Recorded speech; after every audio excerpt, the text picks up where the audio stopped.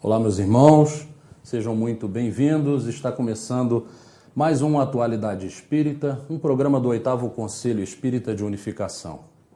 Esse programa tem o objetivo de divulgar a doutrina espírita, falar sobre as casas espíritas daqueles convidados que aqui vêm, trazer suas experiências, sempre baseado na doutrina espírita. Como nós fazemos todos os meses, nós indicamos a leitura e o estudo de um livro. Esse mês, nós estamos indicando a leitura deste romance, Paulo e Estevão. Esse livro foi lançado em 1941 e essa obra é apresentada como episódios históricos do cristianismo primitivo. Ele narra o período histórico a partir do ano de 34 depois de Cristo, portanto, depois da morte do Cristo, até o ano de 64, provável data da morte de Paulo de Tarso. Ele traz revelações históricas nunca antes contadas, e esse romance é considerado uma obra-prima de parceria entre Emmanuel e Chico Xavier. Portanto, fica aí a indicação, durante todo esse mês, nós estaremos aí trazendo algumas pinceladas sobre esta importante obra, para que vocês tomem um conhecimento maior e tomem gosto, e se interessem pela leitura do livro. Aproveitando para dizer que este mês nós estaremos aqui recebendo na segunda semana e na terceira semana o Dr. Newton, que estará falando sobre Paulo. Então, nós adotamos aí a indicação desse livro durante este mês, justamente para que vocês possam acompanhar com mais clareza esses outros dois programas que também serão muito interessantes. Bom, hoje nós temos aqui o prazer de receber um companheiro nosso que vem de Niterói. Ele vem do Centro Espírita Leon Denis, médium. Rio de Janeiro. Do Rio, exatamente, de Bento Ribeiro. Isso. Não é isso? É médium, orador, é militar da reserva. Então, Fábio Branco, de Holanda. Prazer. Prazer é nosso, prazer imenso recebê-lo aqui. Muito obrigado por aceitar o nosso convite. Obrigado pelo convite. E o nosso tema de hoje, o espírita no mundo e na família. É um tema extremamente interessante. Meio atualíssimo aí, né? Importantíssimo, Isso, bem atual. Dentro daquilo que você nos enviou de material, eu fiquei bastante feliz. Eu te confesso que são temas que eu tenho muita vontade de levar a outras casas espíritas, E algumas casas ainda têm uma certa barreira, mas isso aí durante a nossa conversa, o nosso bate-papo, a gente vai desenrolar. Então vamos começar nesse primeiro bloco, o espírita no mundo. Ok. E eu queria te perguntar, qual a literatura ideal para o espírita? Exatamente. E aí eu lembro do nosso querido Altivo, que foi por muito tempo presidente do Centro Espírita Leon Denis, lá de Bento Ribeiro, de onde eu venho. E ele dizia o seguinte para a gente: olha, não dá para vocês ficarem presos numa leitura, somente na leitura da codificação espírita. Não é? Vocês precisam conhecer outras coisas. E é muito, assim, claro que nos fica, porque se eu defendo alguma crença, alguma coisa, e eu fico apenas naquela leitura, eu fico meio que limitado. Então, eu não serei um espírita no mundo. Eu serei o espírita ou no magistério, ou na engenharia, ou na casa espírita, não serei um espírita no mundo. E a gente tem que lembrar que a gente está encarnado, reencarnado no mundo, não na casa espírita. A casa espírita não pode ser o local onde a gente se refugia ou foge lá das dificuldades do mundo.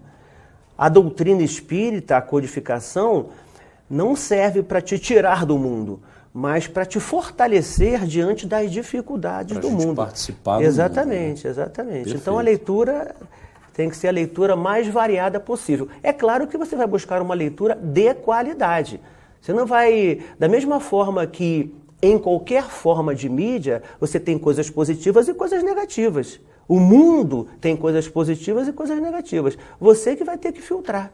Isso me serve? Me faz bem? Então é por esse caminho que eu vou. Depende para onde a gente olha. Exatamente, exatamente. Eu costumo sempre dizer exatamente isso aí. A gente pode ler de tudo.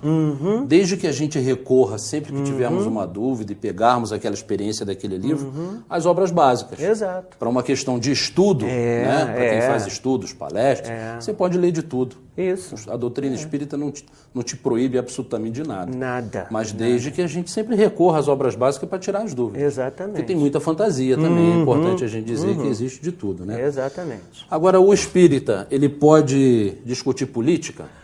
Olha, se o espírita não discutir política, nos dias de hoje, é mais uma situação que ele vai ficar bem limitado. Ainda mais o momento que a gente vive, o momento político que o Brasil vive, ele pode sim discutir política, como pode discutir qualquer coisa. O importante, que eu digo sempre, para até a evangelização que eu trabalho lá, normalmente no 15 a 18. Eu posso falar de sexo, droga e rock and roll, com 2 R's e um A. Respeito, responsabilidade e afeto. Então, para que a gente possa discutir, eu não preciso concordar com tudo que você está falando. Perfeito. Eu tenho que apenas respeitar. Eu não preciso tirar você do debate. Eu não preciso matar a sua ideia. Eu tenho que ouvir a sua ideia e ter argumentos para que na hora da decisão as pessoas possam falar, não, o argumento do Fábio me atende, não, o argumento do Sandro me atende. E elas vão votar. E eu não vou ficar chateado contigo, deixar de ser seu amigo porque a sua ideia foi a vencedora. Senão a gente não vai ter paz nunca. Acho que democracia é isso, não é a felicidade de todos. É sim uma felicidade de uma maioria que passou-se por um processo eletivo e se chegou à conclusão que aquela ideia, naquele momento, seria melhor. E o respeito às minorias. O fato dessa minoria não estar, talvez, dentro de, vamos usar a política, na estrutura do poder, não quer dizer que você não vai ter respeito por ela. Então, o espírita deve, sim, discutir política. Bezerra de Menezes foi político. Né? Então, a gente tem que lutar. Se a política é um ambiente, assim, meio complicado, né? O que a gente tem que fazer é tentar melhorar. Como em tudo. Se eu tenho um filho complicado, eu vou abandonar meu filho? Não pode ser. E muitas vezes até a gente escuta algumas pessoas dizerem, né? A pessoa fala, vou ser candidato. E a pessoa fala, pô, mas você é uma pessoa tão boa, você vai ser candidato. Que bom que seja. Né? Nós precisamos de pessoas boas que sejam candidatos, não é verdade? Quer dizer que a condição sine qua non o cara ser ruim para ser candidato político? Mas não é uma coisa. Talvez você já tenha escutado isso aí diversas vezes, né? A gente conhece algumas uma pessoa tão séria e tal. Mas a gente precisa disso. Não, olha só. Repito, né? A gente tem uma situação na política meio complicada, mas tem gente boa, sim. Tem gente boa. Com certeza. O complicado, né, é que o mal faz muito barulho. É o que a doutrina nos passa, né? O mal faz muito barulho. Então, nem sempre aquele que está lá com uma boa intenção, ele aparece mais. Mas se a gente buscar, a gente vai encontrar. Com certeza. Se a gente buscar direitinho, a gente vai encontrar um bom político, independente se for cristão ou não. O que ele tem que ser um humano, né, para que ele possa ser um bom político. Perfeito. Não é? Perfeito. E sobre a violência no mundo? Como agir? É isso aí, né? Então, como repetindo aqui, né, a doutrina espírita, o conhecimento doutrinário, a filosofia espírita, ela não vai ser para nós uma possibilidade de fuga. Ah, não, então agora eu sou espírita, eu tenho conhecimento, ou eu estou protegido pela lei divina, eu estou protegido pelos amigos espirituais, o mal não vai me abater mais. Não é assim, de jeito nenhum. Se estamos num mundo de provas e expiações, temos que realmente provar, temos que experimentar. O que a doutrina vai nos dar é a força para superarmos as dificuldades. Não dá para evitarmos, não dá para que a gente se esconda de todas as provas e expiações que tenhamos que passar. Senão não estaríamos no mundo de provas e expiações. Se estamos aqui, temos que passar, que a gente passe da melhor forma. Se acredito piamente numa força, acredito piamente que sou filho do amor, Deus é amor. Se Deus é amor, não tem como não querer o meu bem. Então, tudo que me acontece é porque está num processo de aprendizado. Ou tem a ver com encarnações passadas, ou com essa mesmo. Também, isso tem a ver lá com o passado? Não necessariamente. Tem a ver com essa vida aqui mesmo, tem a ver com esse momento, tem a ver com essa encarnação. E não preciso fazer, é claro, né? Você pode fazer regressão de memória, em alguns casos sim. Mas, se você fizer uma leitura íntima, e a doutrina, uma das, se não a maior finalidade, é para que a gente possa ter essa clareza de fazer essa leitura íntima, esse autoconhecimento, e daí fazer a transformação moral. É para isso que deve servir a doutrina.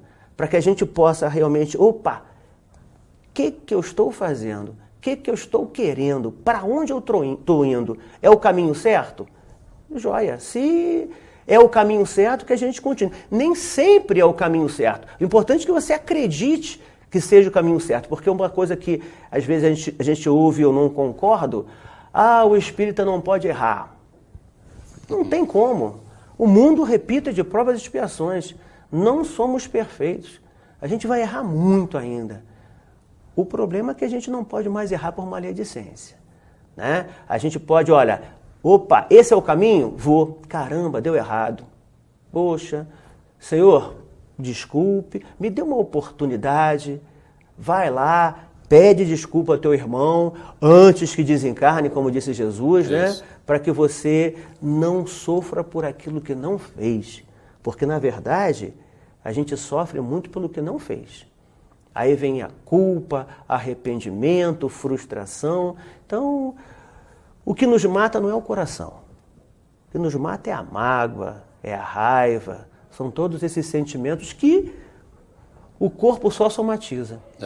Buscando aí, quando as pessoas tentam buscar alguma explicação para os problemas, né? Quando elas fazem o exercício, depois de muito tempo na doutrina, a gente já consegue fazer um exercício com mais facilidade, né? Mas para as pessoas que estão iniciando, para buscar essa razão do sofrimento pela qual a pessoa passa, né? É só olhar para trás, como você disse. Se a gente não encontra nessa atual existência um motivo do nosso sofrimento, é sinal que ela vem de outras vidas.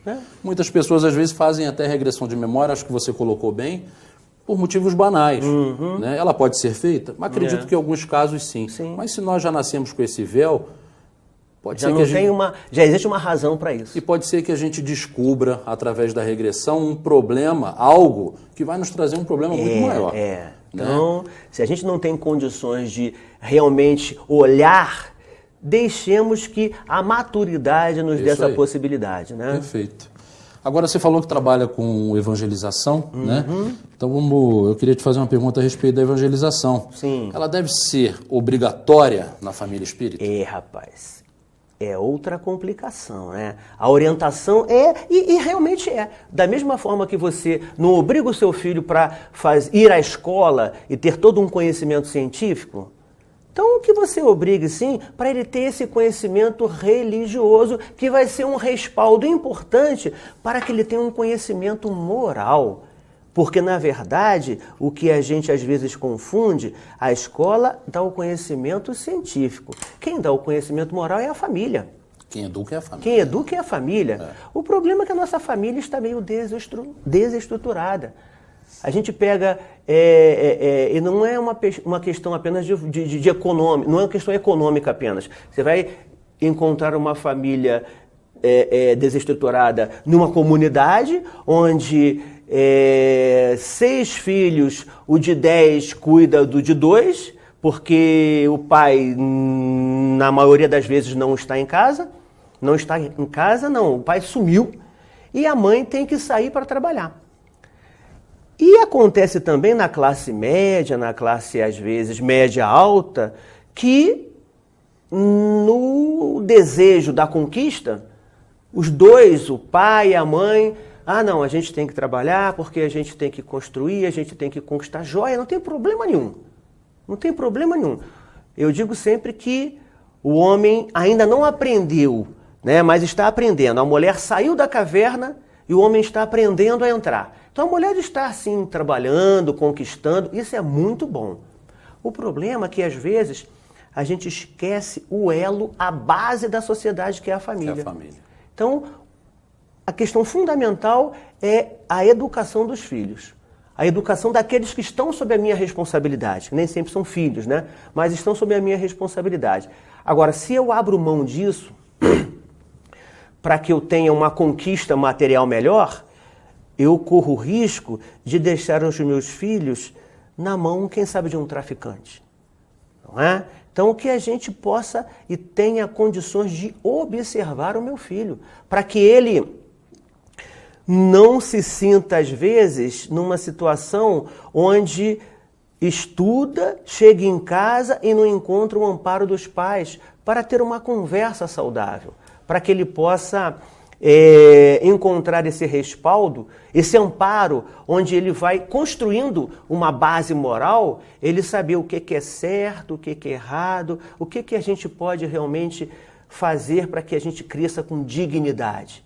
Porque se ele, numa comunidade ou em qualquer canto, vai ver lá o traficante como o líder de um grupo, o chefe de um grupo, aquele que muitas vezes sustenta uma comunidade, ele vai achar que aquele ali é o Estado. É aquele posto que ele quer almejar. Exatamente. E o que eu digo que é o Estado?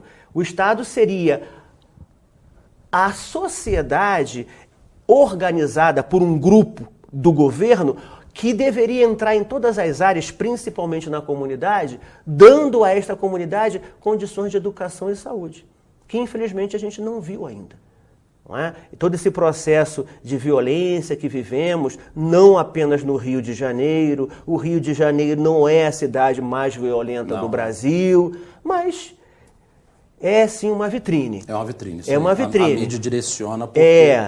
Então, como é que a gente vai lidar com isso? É justamente buscando no trabalho da educação, porque não adianta você aumentar número de policiais, aumentar verba na polícia, aumentar número de UPP, aumentar número de qualquer coisa, se não combater a crise e o caos que se encontra a educação.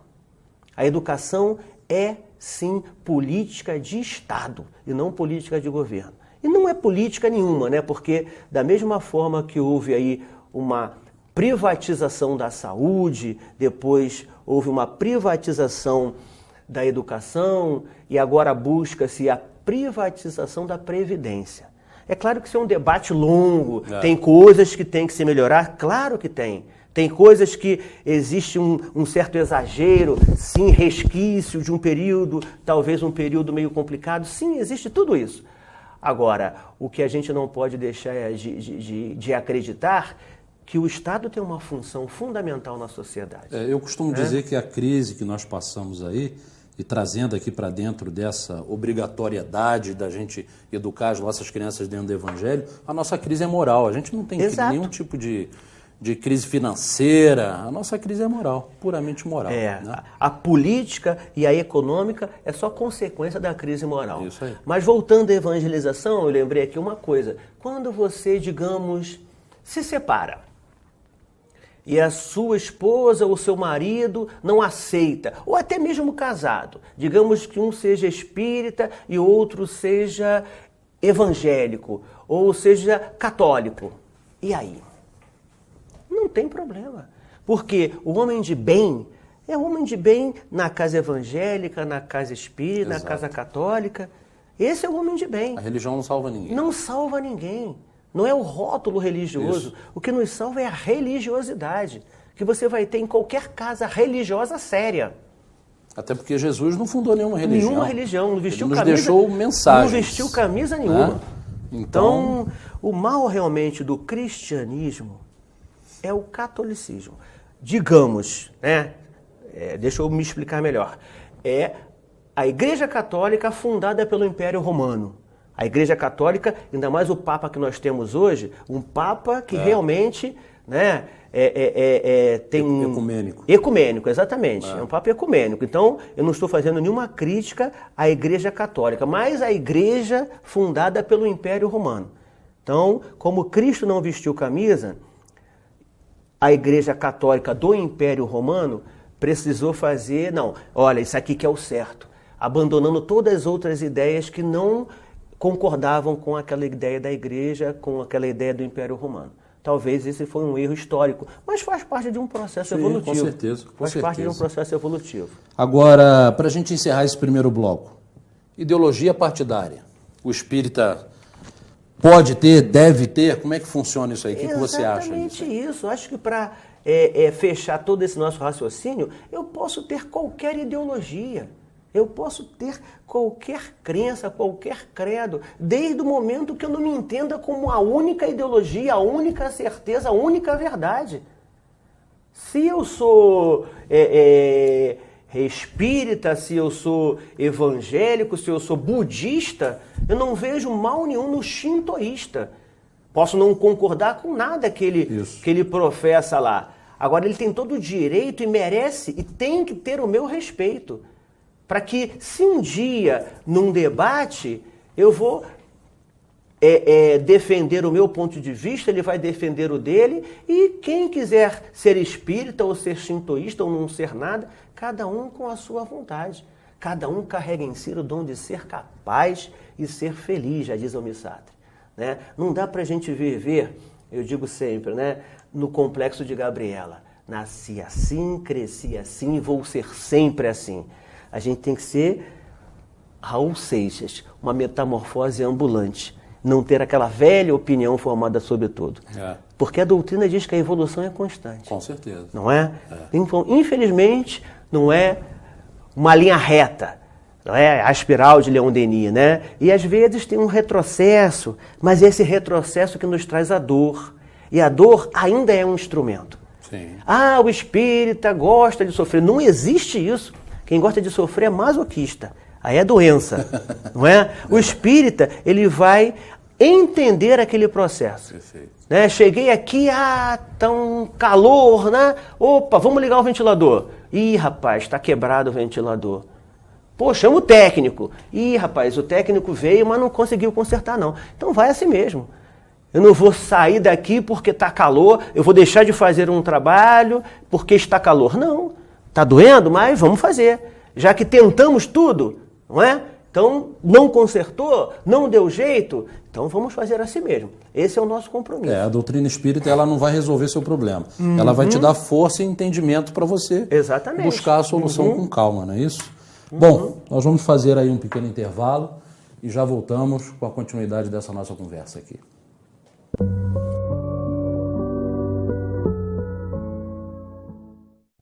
Nogueira Plantas, a sua melhor escolha na ambientação de jardins e interiores. O que você procura para dar aquele toque especial nos mais diversos ambientes ou simplesmente presentear quem ama. Ligue ou venha nos visitar.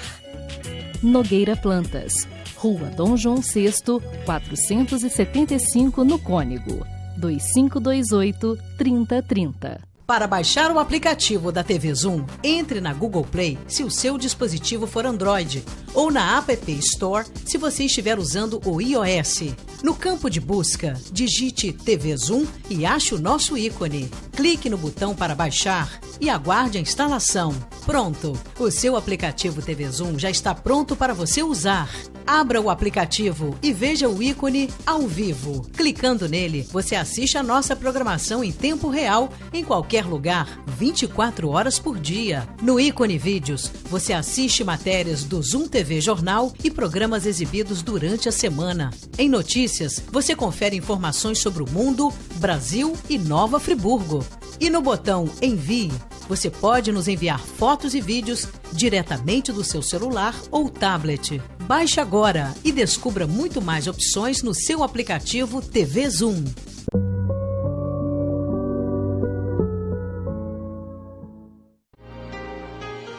Perdoar aos inimigos é pedir perdão para si mesmo.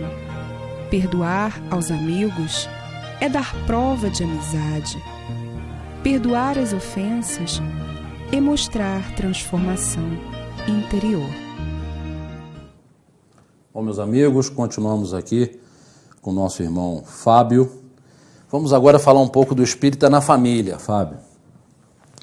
E a primeira pergunta é uma pergunta interessante, e a gente até estava trocando uma ideia aqui, né, que algumas casas espíritas ainda relutam um pouco, né? Mas eu queria que você falasse para a gente aí o que é ideologia de gênero.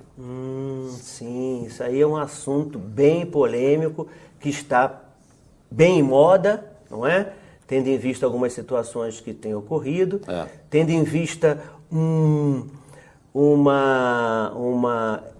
era um encontro de jovens lá em Goiânia, né? Em Goiânia, né? Que o Divaldo com o Haroldo Dutra estavam participando, e o Divaldo deu uma resposta que eu concordo, só que ele deu um lado da resposta, ele não deu o outro lado da resposta.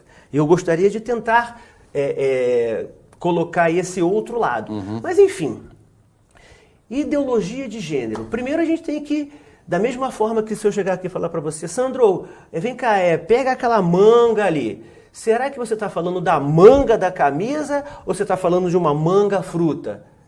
Não é? Então, quando a gente está falando, e principalmente de assuntos polêmicos, a gente tem que definir o que a gente está falando, para que a gente não possa se perder e abrir um leque e se perder. Então, o importante é o foco. Então, o que vem a ser ideologia? Eu posso falar que ideologia seria um conjunto de conceitos que fecham uma ideia, não é?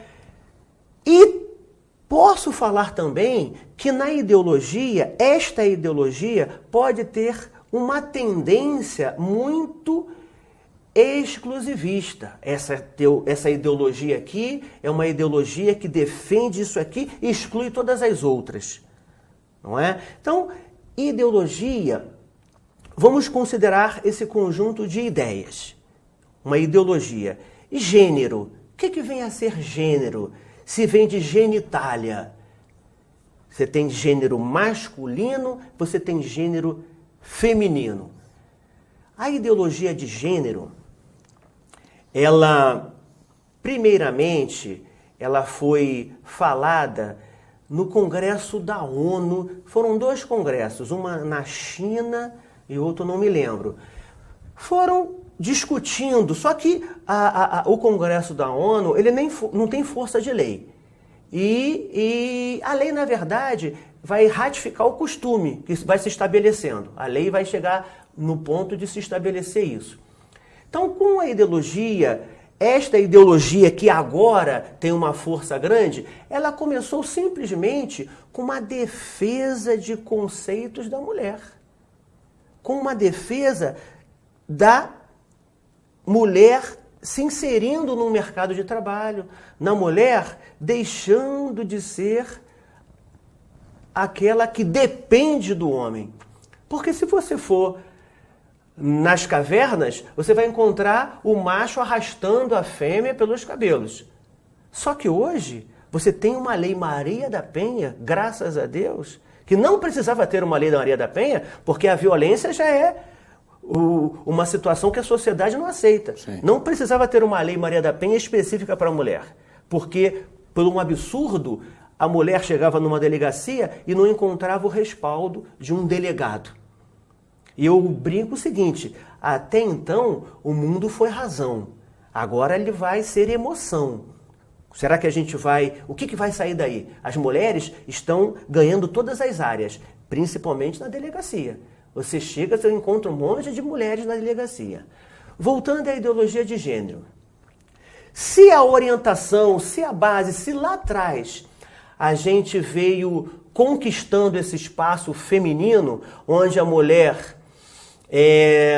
não tinha muita visibilidade, ela ficava escondida dentro da casa, não podia, era apenas para cuidar da casa. Apenas não, porque cuidar da casa é uma coisa que dá muito trabalho. Eu digo que hoje a mulher não quer apenas cuidar da casa. Ela quer que ela está inserida no mercado de trabalho. E o homem ainda não entrou nessa caverna. O homem, muitos ainda não sabem, não querem participar dessa organização da casa. Mas a mulher vem ganhando esse espaço da mesma forma que hoje essa ideologia de gênero assusta um pouco. Lá atrás, a mulher usar uma calça comprida foi o mesmo susto. E há 30 anos atrás, eu lembro que a primeira mulher que entrou num rancho, num quartel, era um espanto. Para o machista, aquilo era o fim do mundo. Não é? Então, tudo isso são conquistas que a prática vai fazendo, criando uma normalidade e depois cria-se uma lei para justificar. A ideologia de gênero, o lado positivo dela, seria, digamos, essa igualdade. Seria esta igualdade do macho e fêmea nos direitos, nos deveres e nas oportunidades. O lado negativo disso, e aí, como a gente, felizmente, não está mais nesta dicotomia de preto, branco, alto, baixo, bem e mal, também não estamos mais no macho e fêmea. Já existe uma variedade aí entre esses dois. Ah, mas isso não é natural. Natural é sim. Está também na natureza. Existe também no mundo animal. Então, a biologia não define a minha sexualidade? Não, não define. Não define. Senão, eu não nasceria com uma estrutura de macho, mas com uma mentalidade de fêmea. E vice-versa. Ah, mas isso é um erro. Não é erro. A causa disso a gente não sabe. E também não está aqui para julgar. Tanto é que foi dito pelo Papa Francisco. Quem sou eu para julgar o homossexual? Não é? Então, se existe a questão da ideologia de gênero, e a ideologia de gênero, a positiva, digamos assim, defende que exista essa variedade, e dentro desta variedade tem que existir o respeito. E para que tem que existir o respeito? Para que uma criança com 4, com 5, com 6 anos de idade, que não se encontra dentro daquele corpo, ele possa ter espaço na casa, com os pais, e principalmente na escola, com a professora e com os colegas. Para que ele, não se sentindo mal em ambos os espaços, se mate. Ah, mas não... Claro que acontece. E muito. É porque a gente não admite essa discussão. Isso é um contrassenso, é um erro, é um absurdo. Não. Esta ideologia, esta variedade, existe sim. Quem sou eu para julgar se está certo, se está errado? O que a gente tem que existir? O respeito para conversar com tranquilidade sobre isso.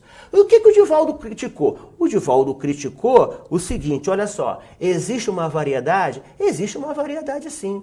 Não quer dizer que se eu nasci bem com a minha estrutura, eu nasci biologicamente macho e mentalmente macho, eu não preciso experimentar o batom, eu não preciso experimentar qualquer estrutura que me caracterize como feminina. Eu não posso falar, eu não preciso experimentar a boneca. Eu posso experimentar a boneca, sim, porque agora muitos homens vão cuidar de filhos. Não é mais um papel da mulher cuidar de filho. Não é mais um papel da mulher cuidar de casa. O homem pode, sim, cuidar da casa e cuidar do filho. Mas nem por isso ele vai perder o lado masculino. Exatamente, exatamente. O que Divaldo condenou, e eu também condeno, é esta forçação de ter uma cartilha onde se ensine uma prática sexual numa idade onde não tem estrutura para entender isso. Na prática, essa ideologia de gênero, eles estavam querendo cancelar o macho e a fêmea. Exatamente. Nasceu a criança não é masculino nem feminino. A criança é neutra. Essa, a princípio, seria a ideia, o que eles estavam tentando empurrar. Isso realmente o que acontece? É um absurdo. Se eu estou bem resolvido, eu não preciso. Se eu estou bem resolvido com a minha sexualidade, eu não preciso passar por nenhuma outra experiência. Não é? Mesmo que eu queira brincar dentro de casa, e isso acontece muito, o filho, quando vê a mulher, a mãe se arrumando ou botando um sapato, ele brinca com aquele sapato dela. Agora, se a mulher diz para ele, filho, não faça isso, que isso é coisa de mulher. Filho, não bota isso, porque isso é coisa de mulher. Você é homem, você é macho. Pode ser que isso vire um machista e esteja daqui a alguns anos batendo em mulher, porque ele é macho, acha que ele tem esse direito. Você não precisa dar a ele essa característica. Você pode explicar para ele, olha filho, isso é um sapato bonito, né? Mas é um sapato que a mamãe usa e você não tem condições de usar, porque você não sabe nem se equilibrar ainda. Né? O seu sapato é esse aqui, pequenininho, é o sapato que normalmente o homem usa. Então, de uma forma que não radicalize as situações. Não é? A gente não precisa radicalizar. O que a gente precisa é discutir com respeito. Esse é o pensamento da doutrina espírita, você diria? Ah, sim. Você vai perguntar para mim assim, mas Fábio, o que fala a doutrina espírita sobre ideologia de gênero? Eu vou te responder, não fala nada. Porque é a codificação do século XIX. Ideologia de gênero é século XX e XXI. É coisa atual. Não é? Agora, o que a doutrina fala? Respeito, responsabilidade, afeto. Se nós usarmos o respeito em todas as nossas divergências, o mundo vai ser bem melhor. É o maior ensinamento do Cristo. Exatamente. Né? Amar a Deus sobre todas as coisas e ao próximo... como a ti mesmo. Pronto. Está resolvido o problema. Exatamente. Né? Resolvemos tudo. Você falou do Divaldo aí, né? Que causou muitos problemas e, enfim, houve uma discussão enorme, né? Você queria colocar mais alguma coisa a respeito desse fato? Não, aí exatamente. Nesse é um congresso, né? Nesse encontro com os jovens, está o Divaldo e está o Haroldo Dutra. E o Haroldo Dutra, ele tem também lá no YouTube, se a gente colocar lá, ele tem uma entrevista sobre ideologia de gênero que ele se coloca muito bem. Ele se coloca muito bem, coloca também a questão jurídica, coloca toda a questão da sexualidade, mas a gente vai aprendendo, como eu disse, que não tem mais essa coisa de certo ou errado. Eu estava conversando com um amigo que a gente agora não existe o mal. A gente está começando a entender que o mal não existe. Porque o que acontece? Muitas das vezes eu acho que fazer daquela forma vai me dar a felicidade que todo mundo quer. Mas como eu não tive instrução diferente daquilo, eu vou buscar fazer daquela forma. Então, na verdade, o que existe é a ignorância.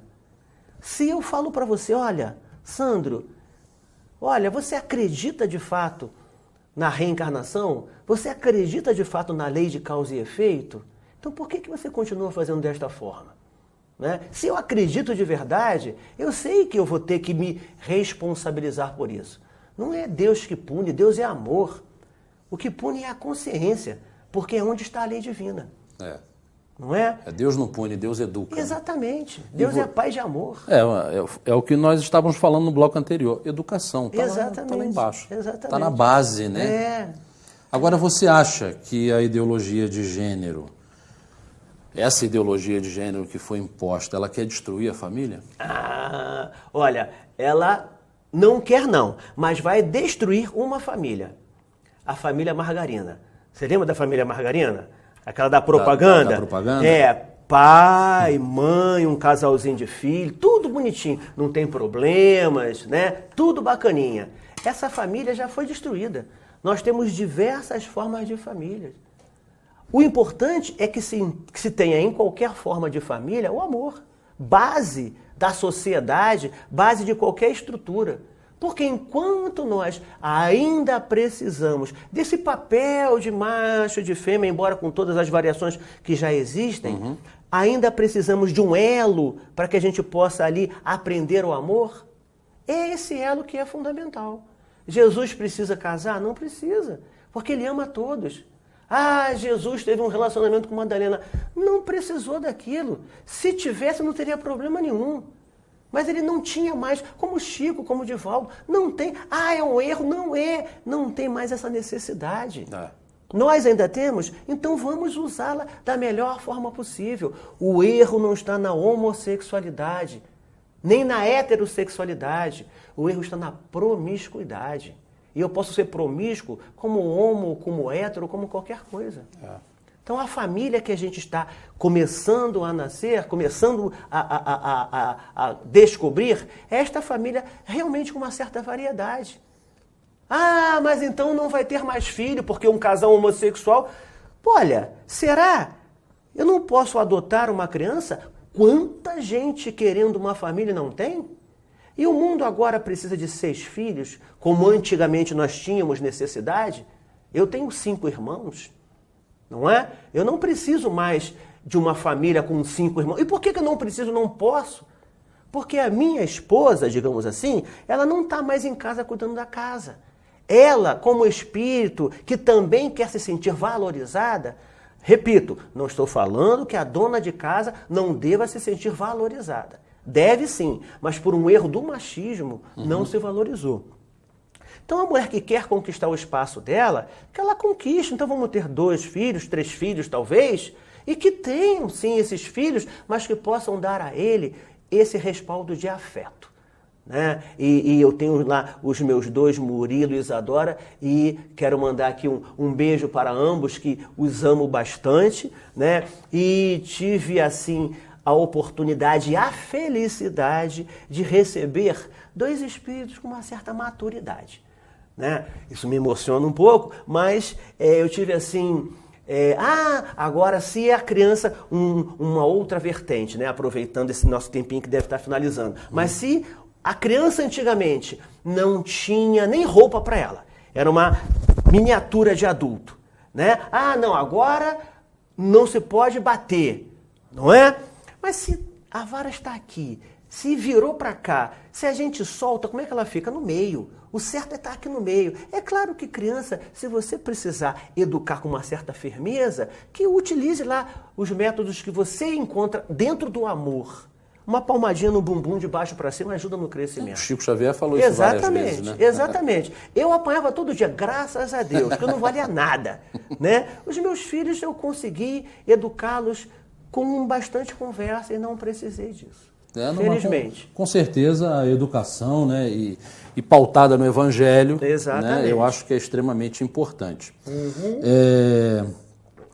A família, para a gente encerrar essa nossa conversa, vai continuar sendo a base da sociedade? Ah, por muito. Não interessa a maneira que ela esteja estruturada? Não. Como a gente ainda precisa, digamos, de modelos, Jesus é o nosso modelo de amor. A gente ainda está muito restrito. Então, para treinar esse amor, a gente precisa dizer lá, até erroneamente com o pronome possessivo, meu filho, minha esposa, meu marido. Jesus não usa o possessivo. Ele ama a todos. Então, ainda precisamos desse elo para que a gente possa treinar esse sentimento. Até que um dia a gente vai expandir isso e, como disse Jesus, amar ao próximo como a ti mesmo. É isso aí. Essa é a nossa ideia. Muito bem. Estamos aí encerrando, ainda nos restam aí alguns minutos. Fábio, você queria utilizar esses minutos? Eu ia te perguntar um pouco para você falar, assim, rapidamente, sobre o Leon Denis, a casa, sim, né, o espaço, os trabalhos que vocês têm. Isso. Né? Traz um pouco dessa experiência, já que é uma casa grande, né? O Centro Espírita Leon Denis, que fica localizado em Bento Ribeiro, que é um bairro próximo da Praça Seca, próximo de Madureira, algumas referências, né, mais conhecidas.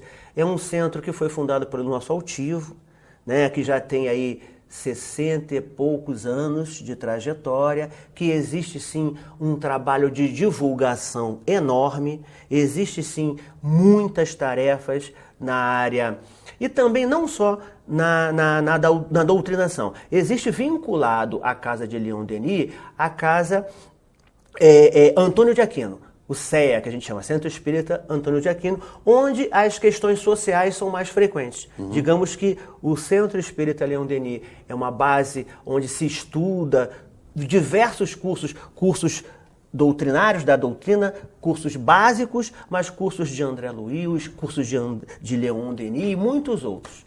Então é uma casa aberta praticamente de domingo a domingo, onde você tem segunda, quarta, quinta, sábado, palestra. Vários horários. você tem trabalho mediúnico, quarta-feira com a cura, sexta-feira com a desobsessão. Você tem, normalmente, domingos, encontros. Então nós temos lá uma série de atividades e nos engrandece. Nos dá uma alegria muito grande participar da casa. Perfeito. Nós agradecemos aí sua presença. Eu que agradeço. Ficamos felizes por você ter aceito o nosso convite, né? E esperamos aí um breve retorno. Sempre que convidado aqui estarei. Muito obrigado. prazer. Bom, meus irmãos, aqui nós vamos ficando com mais esse programa. Espero sinceramente que vocês tenham aí colhido bastante material para reflexão. Busquem o estudo da doutrina espírita. Como disse o nosso irmão, toda leitura é válida, mas é sempre bom, havendo alguma dúvida, havendo algum despertamento naquela leitura que a gente está fazendo, vamos recorrer às obras básicas, porque ali nós encontramos todo o subsídio e todas as respostas necessárias. Muita paz e até o próximo encontro.